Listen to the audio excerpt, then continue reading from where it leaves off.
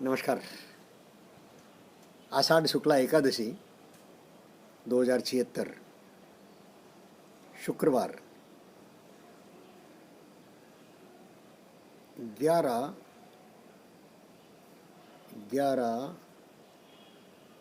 जून 2019 प्रातः के 6 बजा चाहते हैं।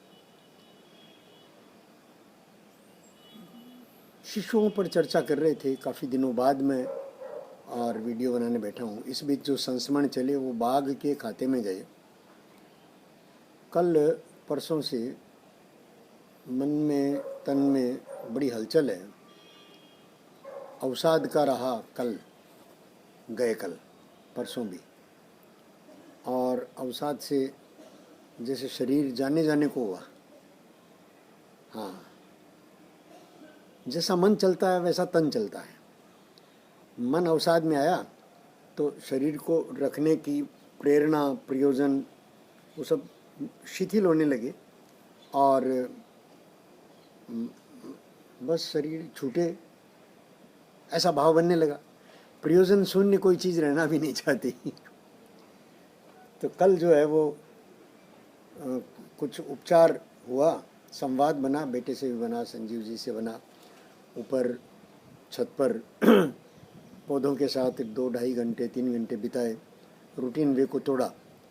तो कल शाम तक ठीक हुआ और अपनी इस शारीरिक अवस्था पर डॉक्टरी सलाह लेने के निमित्त अपने बेटे के आग्रह पर, और मैंने अपने वैद्य डॉक्टर को, वैद्य जी को, जो मेरे नाड़ी देख करके मेरा ट्रीटमेंट कर रहे हैं और जिनकी दी हुई दवा अभी मुझे रास नहीं आ रही है। रास नहीं आ रही है मतलब बहुत रात्रि में पेशाब बढ़ गया, जबकि पेशाब कम करने के लिए उन्होंने दवाइयाँ दी सारी।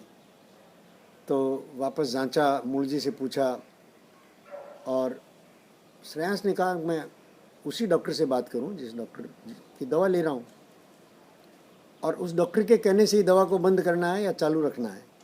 मैंने हरितिकी को रात में मूल जी की आग्रह पर बंद कर दिया था। तो मैंने उनसे बात की डॉक्टर से। श्रेयांश वहीं बैठा था। श्रेयांश जांच रहा था कि मैं कहाँ गलती करता हूँ, और गलती तो होनी थी। जो चाहोगे सो मिल जाता है। अद्भुत है ये रचना। मेरे बोलने के ढंग में मैंने अपनी रिपोर्टिंग सारी की भी। ऐसी ऐसी अवस्था है, 6-7 बार पेशाब लगता है। आपने जो मुझे गोक्षुर आदि गुगलू दिया और रात में हरितकी दी, तो उससे मुझे भारीपन रहता है और रात में 8 बार पेशाब लगता है। तो मैंने अपने आपको फ़ोन किया, मिला नहीं, तो मैंने दूसरे अपने मित्र से जो अच्छा जानकार है उससे बात करके हरितकी को बंद किया है। बाकी दवाएं बराबर ले रहा हूँ। डॉक्टर इस बात से बहुत भड़क गए कि दूसरे डॉक्टर से कैसे राय कर लेता हूँ या गूगल से कैसे सर्च कर लेता हूँ। गूगल से सर्च करके और अपना निर्णय ले लेता हूँ। रूखा उत्तर आया डॉक्टर का। कहा नहीं, आप 15 दिन दवा लीजिए फिर बात करेंगे। तो मैंने कहा आर यू श्योर 15 दिन में हरितकी लूँ? बोले हाँ लीजिए। तो उनके बोलने में मुझे वैद्य नहीं दिखा, डॉक्टर नहीं दिखा, मेरा उपकार चाहने वाला व्यक्ति नहीं दिखा। मेरे उत्तर को तिरस्कृत किया, मेरे प्रश्न को तिरस्कृत किया, और इतना तिरस्कार पाकर के बच्चा भी आहत होता है। मैं तो रोगी था, मैं तो रोगी हूँ, रोगी भी हूँ, बच्चा भी हूँ। मैं दोहरा आहत हुआ। और मेरा बेटा श्रेयांश अब मुझे समझाने लगा कि आपको इस तरह से प्रश्न करने का कोई हक नहीं है। मैंने कहा क्यों नहीं है? मैं उनकी दी हुई दवा ले रहा हूँ, प्रश्न करने का हक है मुझे, पैसे दे रहा हूँ, और मैं तो और प्रश्न करूँगा।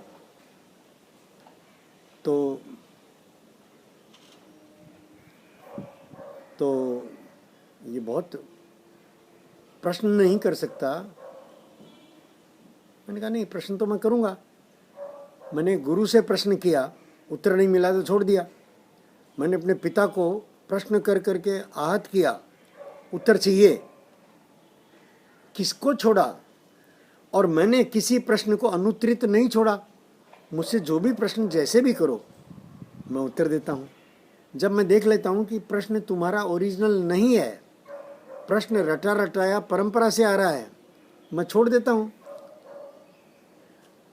अगर तुम्हारा ओरिजिनल प्रश्न हो श्रेयांश, उत्तर आएगा।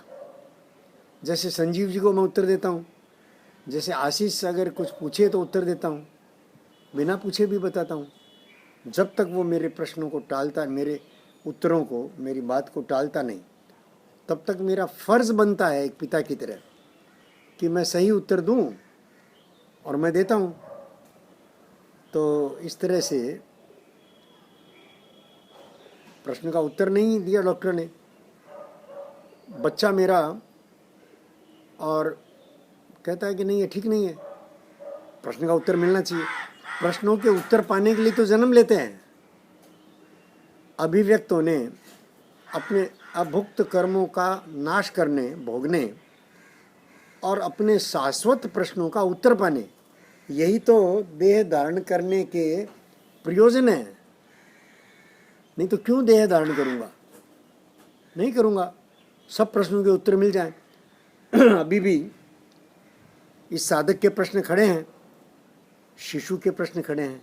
शिशु से बात करता हूँ, अपने ही शिशु से बात करता हूँ। गर्भस्थ जो शिशु मेरे ध्यान में है अभी, उनसे प्रत्यक्ष, पता नहीं हजारों लाखों जो गर्भ में जीवन अभी हैं, उनमें से कौन मेरे प्रश्नों को झेल रहा है, कौन उत्तर दे रहा है, कौन मेरे प्रश्नों के साथ प्रसन्न है, प्रश्नों के ताल से ताल मिला रहा है, मैं नहीं जानता। पता नहीं कितने हजारों लाखों शिशुओं के योग फल से मैं आपसे ये बात कर रहा हूँ, उनकी प्रेरणा से। और मैं नहीं जानता, लेकिन और ये मेरा प्रश्न भी नहीं है। मेरा प्रश्न मूल प्रश्न है जो उस बच्चे का भी है। जो भी नहीं जाना है उसको जानने की तरफ जिज्ञासा है। पूरा जानना चाहता हूँ, आधा अधूरा छोड़ता नहीं। एक बार पकड़ लिया तो छोड़ता नहीं, और उत्तर मिलता है। प्रश्न अगर गंभीरता से चलते रहें तो उत्तर मिलता ही है। हर प्रश्न का उत्तर मौजूद है। प्रश्न मौलिक हो, अपने भीतर से हो, पूरा हो, उत्तर पाने की दिशा में हो। हाँ, ये जरूर है कि प्रश्न पूछने के अपने तरीके भी होते हैं। परिप्रश्नेन सेवया, गीताकार ने कहा है कि सेवा करके प्रति प्रश्न करो, बार बार करो। हो सकता है यहाँ मेरे से चूक रह रही हो। मैं योग्य प्रकार से, जैसा वो चाहते हैं, लेकिन मैं योग्य प्रकार देखता हूँ कि वो जैसा चाहते हैं मैं वैसा पूछूं, वो जो चाहते हैं मैं वो पूछूं। और यहाँ मुझे खतरा लगता है कि जैसा चाहते हैं मैं तो तुम परंपरा ही मुझसे परंपरागत भक्त बना लोगे। नहीं, मैंने सरलता से पूछा, तुमने उत्तर नहीं दिया, तो मेरे प्रश्न तीखे हुए, कड़े हुए, ललकार कर हुए कि कैसे तुम प्रश्न का उत्तर नहीं दे सकते हो। जैसे जीवन विद्या में खड़े होकर के मेरा एक प्रश्न तीखा बना। मैंने किसी को चैन से सोने नहीं दिया, वहाँ पर उत्तर मिला, और बहुत जल्दी मिला, और उत्तर देने वाले को भी पता नहीं चला कि मुझे उत्तर मिल गया है। प्रश्न जहाँ से उठते हैं उत्तर वहीं है, ये मैंने बार बार देखा है। प्रश्न मौलिक हो तो हर प्रश्न का उत्तर वहीं है जहाँ से प्रश्न पैदा हुआ है। इस समीकरण को साधक ने जाना है, इस समीकरण पर काम कर रहा है। और मित्रों, मैं बहुत सारे बच्चों के प्रति कृतज्ञ हूँ, पूरी परंपरा के प्रति कृतज्ञ हूँ। बच्चा कल मेरा पूर्वज ही था, कल तक मेरा पूर्वज था। देह छोड़ करके वापस आया, बच्चा हो गया। चक्र है, अवमानना नहीं कर सकता। उसने जितनी यात्रा की है उतना वो प्रश्न पूछेगा, प्रश्न करेगा, सुझाव देगा, उत्तर देगा। प्रश्न भी करता है, उत्तर भी देता है। भाषा उसकी अलग है, बाहों में पकड़ता है, बाहों से उत्तर देता है। बाहों को पकड़ते आना, ये मूल प्रश्न है। भावों को समझना, भावों को समझा जा सकता है। भाव हैं तो समझा जा सकता है, भाव हैं तो समझा जा सकता है। भावों की यात्रा है मित्रों, शोध यात्रा अपनी यात्रा है, अपनी शोध है, भावों के स्तर पर है, उत्तर तो मिलना ही है। प्रणाम करता हूँ।